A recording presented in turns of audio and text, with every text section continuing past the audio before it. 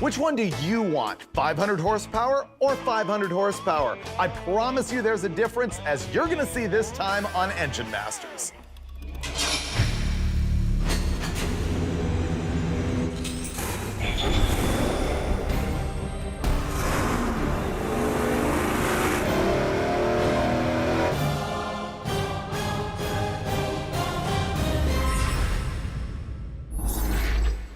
We've done a number of engine-to-engine head-to-head comparisons on Engine Masters, but each time we've sort of built the engine similarly. When you do same displacement, same camshaft, cylinder heads that flow about the same carburetor, same intake, same headers, they pretty much make the same power curve. This time we're doing something a little bit different. We have two engines that are wildly different from each other, but they both make 500 horsepower. What could possibly be different about the rest of these engines? Well, virtually everything mechanically and a lot about the power curve. So let me tell you about what we're gonna do. We have a small block Chevy that measures 372 cubic inches, and we have a big block Chevy at 454 cubic inches. Now, let me tell you from top to bottom what makes these similar and what makes them different. Obviously, they're both Chevrolets, but they're two completely different engine families that share very, very little. Up top, we both have Holley carburetors, a 750 on the small block and 850 on the big block. The intake manifolds are the same manufacturer and design. They're both Performer RPM air gaps, this one on the small block, and of course the same thing on the big block. Now's when things really start to diverge. In the cylinder head department over on the big block, we've got a GM Performance Parts 290cc oval port, which would be considered a very average cylinder head for the displacement. It's not super trick. But over here on the small block, we've got the Airflow Research 195s, which would be considered an above average cylinder head for this small block. Looking at the compression ratio on both of these, the small block is tickling the underside of 11:1. It's 10.8 to 10.9:1 compression. On the other end of the spectrum, the big block is about 8.5:1. This will probably run on 87 octane, though we'll run them here on 91. Looking at the bottom end, the small block is sort of an unusual combination of bore and stroke. It's 372 cubic inches. It's a 4 1/8 inch bore and a 3.48 inch stroke. Putting it in production terms, it's like using a Chevy 350 crankshaft in a Chevy 400 block. It's a Dart aftermarket block, whereas over here on the 454, we're talking about a stock block, stock bore and stroke. 4 1/4 on the bore and 4 inches on the stroke. The camshaft in both of these is wildly different. On the small block, we have a hydraulic roller cam. The duration at 50 is 242 and 248. It's a Comp Cams off-the-shelf unit. There's also a Comp Cams cam in the big block, but it's a flat tappet, meaning much cheaper, much lower performance typically, and the duration at 50 is 230, 236, so it's a whole lot smaller. So what you're looking at in the small block is a fairly advanced street strip engine, some really good parts in it, and this particular engine has 1,000,000 laps at Westech. They've used it for probably 10,000 dyno pulls and it's never been rebuilt. That Dart short block is really good. Over here with the big block, it is a much more average engine. It's much lower buck, lower compression, less camshaft, no trick displacement. It's just off the shelf 454. So the question is, if both of these make 500 horsepower, which one would you choose? We're gonna look at that in depth in this episode. And we're gonna do it with two simple dyno pulls. First, we're gonna run the small block, then we're gonna run the big block, and then we're gonna have a conversation with the two Steves with us all shooting out why you would choose the small block versus why you would choose the big block. Okay, Steve, why don't we save time? We won't bother running the engine. You can just draw the curves from memory. I figure you've seen it so many times. 2,000 to 3,000 times. Yeah, that engine's like an anvil, man. No, it absolutely has been incredible. I mean, it's seen so many different tests, different style tests, camshafts and intake manifolds and cylinder heads and headers and collector. More stuff than I can remember. And never been freshened up. The oil's been changed, it's been maintained well, and that's truly about it. The pan's never been off of it since the day it was built, what, 12 years ago? Yeah, well, Dulcich and I can break it just by being here. Thank you. Yeah, don't worry, Steve. You'll be going through it. So I guess we just run this thing, tear it down, run the other one, so there's nothing to do but to do it. Then I guess we need to do it. Go ahead.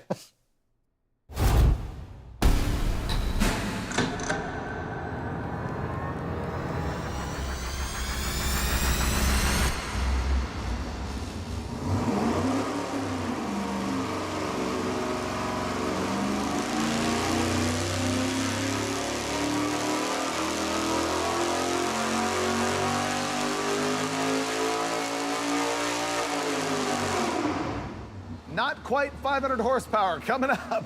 Yeah, almost 500 horsepower. Almost. There you go, kind of the normal power this engine makes with this intake manifold. Honestly, if we had a single plane on it, it bumps it up to 510, Yeah. something like that. But right now we've got 497 horsepower, 3 shy of a magazine cover blurb. That's right. And then we've also got 463.9 pound-feet of torque. I could go lap it once or twice and get the oil hot, and I'll bet it'll make 500. Yeah, we can fool around a little bit, but I think that's not really gonna be the point. No. The point is gonna be the gross change in the curve that we'll see between these two 500 horsepower engines or 497 horsepower Yes. engines. What if they're the same? Then that would be the oddest thing Miraculous? I ever saw. Yeah, exactly. Yeah, I would say it's very unlikely. You know. Yeah. If our big block makes 463 pound-feet of torque, I'm gonna go throw it in the dumpster. Okay. Because it's obviously Yeah. broken. Yeah, sometimes we do these tests and we're taking a risk because we're not exactly sure what's gonna happen. This time, I'm pretty sure we've got a good idea. Yeah. Yeah, but let's go prove it. We gotta unhang the small block and we're gonna roll in our 454 big block. You know what, I'm thinking this might be the first time that we've ever changed a complete engine for an A/B test. And we think they're both supposed to make 500. They should. Actually, one thing I wanted to point out to the audience about what we're doing here is that, yeah, we're using Chevy engines again, but what you're about to see is a demonstration that really applies to anything. So you can take exactly what we're doing here and you can apply it to Chevy, Ford, Mopar, big and small LS engines, four bangers, anything. What they're doing here is actually a really good tech tip, which is draining the water out of the block. Most engines, maybe even all, have drain plugs that go into the water jackets on both sides of the V. You actually have to drain both sides because they don't share side to side, except for across the water pump and across the thermostat housing. And it's just way better to store an engine that way so you don't rot the inside of the coolant passages and so you don't spill like water and coolant everywhere.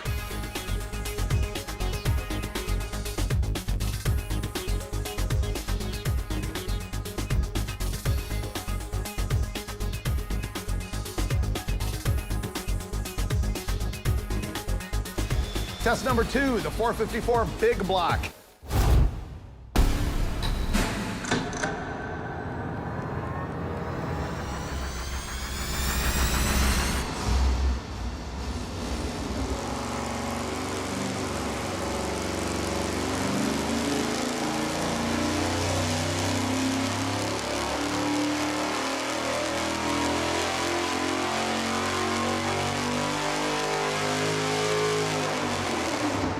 Looks like that did what I was hoping it was gonna do. Pretty close. Let's see. And there's our curve. Look at that. That's the a nice curve. power curve. This is really similar to what we saw with our small block as far as peak horsepower, 498.7 at 5,800 RPM. And then the torque is 544.3 at 4,000 RPM, a wee bit different than the small block. Just a little bit, yeah. Yeah, so let's look at the overlays. Two engines, pretty much 500 horsepower each, but what are the curves gonna look like? Yowza. Whoa. Black lines, big block. Red lines, small block. The only similarity here is peak horsepower. Otherwise, completely different characteristics on these engines, which is what I want to talk about. I actually have a scoring sheet. Oh, really? I'm ready. I do. What are your initial reactions? Small block, more RPM, which I like. You know where I'm at. Big block It's Chevy. a big block. This much more you torque. Can't make that up with RPM. This is just absolutely comically more torque than the small block. It's 100 pound-feet. Yeah. No, it's completely dumb. Yeah. And so what's gonna play into my discussion from this point on is the fact that both of these things you can go to a cruise night and go, oh yeah, I got 500 horsepower. But it's gonna behave completely differently, not only because of the power differences, but also because the RPM characteristics of each engine. I think we can definitely score for overall power. The big block wins, right? Absolutely. You like the small block because of RPM. We like the big block because of big, meaty power. Next, by engine builder standards, which one of these is a better combination? So this is where I want to start looking at specific output. Torque per cubic inch, horsepower per cubic inch. Obviously, the small block wins horsepower per cubic inch because they make the same power and it's a smaller engine. How about torque per cubic inch? I'll go with Calculated, I small think they're block. pretty close. No way. Nah, small block's No got it. way. Small block's No. got this. So 544 pound-feet Divided by big block 454. divided by 454 is 1.198. Okay. The small block, what's the peak torque on it? 463. 463.7. So we will go 463.7 divided by 372 cubic inches, 1.246. Yeah, that's really good. Yeah, and I think what we're seeing there is that the big block is low compression. Right. Probably the head is not as good per the displacement as the small block is. Well, part of that, though, for me, says that it's going to last longer. It doesn't have as much compression. It doesn't I'm getting have the there. engine speed. I'm talking by engine builder standards. Which one would you look at and go, yeah, that thing's pretty sweet, you did a good job? I would say the small block. The big block is not as impressive for what it is. No, it's not as impressive. Except for how Although- much power it makes. I guess the problem with that, though, is like, what's your goal? Yeah, exactly. Yeah, it's like, these engines are basically two different goals. So, Right. So what's your vote, big block or small block? Well, mine's still big block. Unquestionably, the small block, it's got way Yeah. better specific output. I say small block also, so it's gonna win that. All right, Steve, I'm gonna let you judge this one. What's the better magazine blurb? Oh, it's small block again. So the small just block hands wins. down, it's getting the every cover blurb. category. 500 horsepower small block, way Yeah. better than 500 horsepower big block. Well, wouldn't you agree? Price. This is a tough one. So I price some things out. A big block Edelbrock RPM intake manifold is way more expensive than a small block. Okay. Even the Edelbrock oval port heads, I know these are GM, but I priced the Edelbrock oval port, which is similar. Right. They're basically $2,000 a set, and it's a couple $100 cheaper for the Airflow Research 195s that are on the small Right. block. The Dart short block that's on the small blocks, $5,500 or something in that neighborhood. Whereas I would argue this, you could do this same power package on the big block with a junkyard short block. Yeah, that's for a $500 short block and a freshen up. Exactly. So overall price, I'm gonna throw it to the big block. What's your opinion? Oh, yeah, if you're slumming it, I mean, it's your only alternative. You can't afford that small block. Right. You'd have to get the big block. So we all agree that the big block Yeah. wins on price? Okay, here's an interesting one. Looking at these two power curves, what is the difference in performance in the car? And this comes down to a lot, because the question is, if you have 500 horsepower, does it run the same ET in the quarter mile if you've got the rest of the car tuned to the torque curve? Like, for example, you would have a 373 gear to run 115 miles an hour with this big block. You'd have a 489 gear to run the same mile an hour with the small block. So which one's quicker at that point? My sense is the big block's still going to be faster. There's way too much torque to get the mass moving. I mean, unless you can run your car in a 200 RPM range, you have to take into account the rest of the curve. And the big block's huge in the rest of the curve. And you can't gear the big block lower or it will run out of RPM because Yeah. as we see right here where it takes a nosedive, it's done at 6,000. So you have an extra 1,000 plus RPM with the small block. You can gear it a lot lower and you're gonna get most of that extra torque back at the rear wheels in first gear. Ain't happening. Anytime you change gears, it's losing 1,500 RPM, whether it's a power glide or you've got to make a gear change and it's going to drop in RPM. Oh, If shifting. you run it 700 over, it falls 700 under. So you've got this portion of the curve. The big block always falls back into the meat of it. It's got way more power at the gear change, and it's going to pull in the next gear I better. thought you meant rear end gear change. You're talking about No, transmission I'm talking about gear transmission change. gear. I meant rear end. I was talking about rear end. Oh, I gears, understand, so- but I'm just saying if you're drag racing it, you've got to change gears. You don't have a one-speed in your car. And you change gears more often with a deeper gear. Yeah. Like instead of a power glide, you might end up needing a 4-speed or a turbo 400 or Yeah. whatever. But even if they both had power glides in them, this has more meat at the gear change. I would say that's undeterminable. I mean, we'll Well, probably we're make bench make it a tie because I would say small block in a light car with a manual transmission and a really deep gear. You'd have to really work pretty hard to beat it with that lazy big block. If the two vehicles have the same weight, the big block is going to cream the small block every time. If the big block car is heavier, there's a good chance it's still going to cream the small block. Yeah, let's 'cause of the just torque say instead of difference. revving it or shifting it past peak power, just shift it at peak power. Right. And it loses 1,500 RPM. What happens down here? it Which falls one into has the- more power down here? Yeah. Because you have to take that into account too. It's Area under the average curve. power. It's not just a peak number. Yeah, well, I agree to an extent. Okay. So you and I are going to say that the big block actually has better overall performance in drag racing. How about your average drive around street car or truck? Well, Big block. If you're looking at a tugboat engine or a locomotive engine Right. or something like that, then all of that torque is important. The same thing with the heavy street car. You know, I'd have to say that torque has an advantage in that kind of Yep. environment for sure. Big block. Yeah. Heavy car, boat, it just fits Right. way more applications. High rear end gear. Yeah. It's more drivable. It has a smaller cam. The big block can take a lower stall speed converter, higher rear end gear, heavier car. It'll idle smoother. Everything about drivability and low end is better with the big block. Yeah. Off camera 3 minutes ago, he was trying to figure out how to make his Suburban fast. Go ahead and throw that small block in there, Steve. Oh, no, I wouldn't. Well, that's a big, heavy boat. I need torque. Right, exactly. Yeah, I mean, no question. I'm gonna hand you this one. Which engine wins for weight? For weight, oh, small block. Small block. How about fitting in the car? Small block.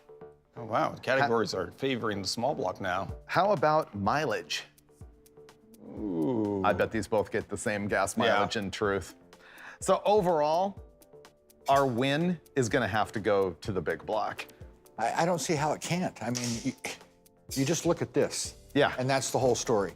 Yep. Whether it's in a boat, driving down the street, I mean, for me, it's just a big block. But Steve, I mean, if you really want to hold to that logic, then what you're saying is always just build the biggest engine that you can. The most What cubic other inch is logic always have I the ever best. gone by? Right. There's no replacement for. Displacement. There you go. Okay, guys. But also, I think this is a really interesting comparison because magazine cover blurb would say 500 horsepower in both cases, but the big block, cheaper to build, tamer to drive around, does way better burnouts, it's less high strung, it's gonna be more reliable, you know? That big block's got a 230 at 50 camshaft. I think it's Yeah. a flat tap it. Right. It's a $100 camshaft. Right. Yeah, it's dinky. It has more manifold vacuum, I presume. You know, I'm there's- sure it Well, with does. less cam and 100 cubic or 80 cubic inches, probably. Right. Yeah. Yeah. So all we really proved here is that more displacement makes more torque, and you can build a tamer engine that's easier to drive and make more power. All right, you guys got me on this one. That's probably a pretty good combination. The big block 454. Yep, I think so. It's my choice. So I guess this is a pretty simple point, but our point is made. You can make the same horsepower with two different engines and come up with a completely different torque curve. Now I'm gonna throw you for a curve, which is, I would also like to look at the power curve of your favorite engine that we've ever done on the show, which is the Motorhome 440 with the stock heads and the turbo. No, my engine's over there. No. It's the aluminum, all aluminum big block. That's my favorite engine. No, I want to see the 500 horsepower bone stock 440. We wanted to have a cam intake, stock manifolds, turbo. I think it made right around 500 horsepower. Let's see what happens then. Okay, so now here's a 514 horsepower engine, 14 up, 16 up from what we're looking at with the other two engines, but it's making it with boost.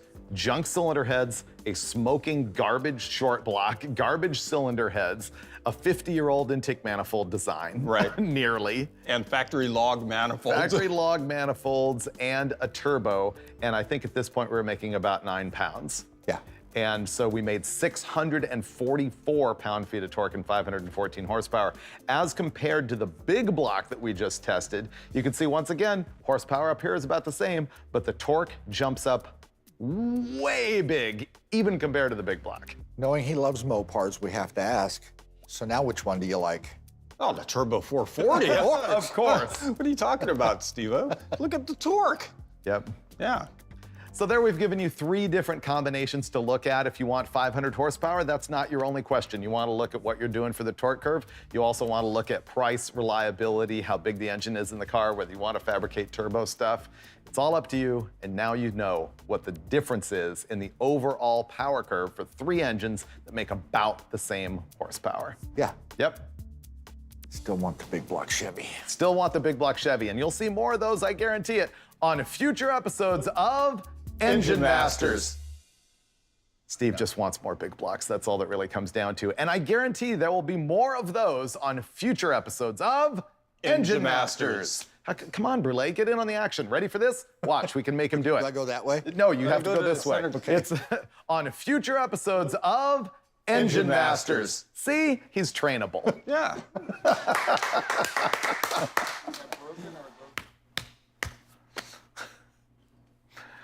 Yeah. Woohoo!